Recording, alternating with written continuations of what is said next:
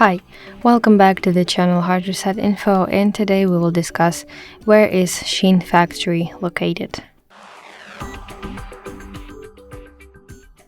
So Shein's primary manufacturing hub is located in the Panyu district of Guangzhou in China, particularly in the town of Nankun.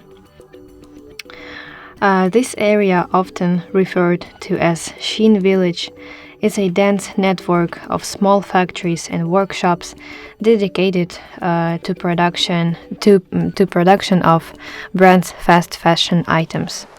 The concentration of these facilities in Panyu enables Shein to rapidly design, produce, and distribute new fashion pieces, aligning with the company's fast-paced production model. So that's basically it. I hope you find this video helpful. Please leave the thumbs up and consider subscribing to our channel. See you later. Bye bye.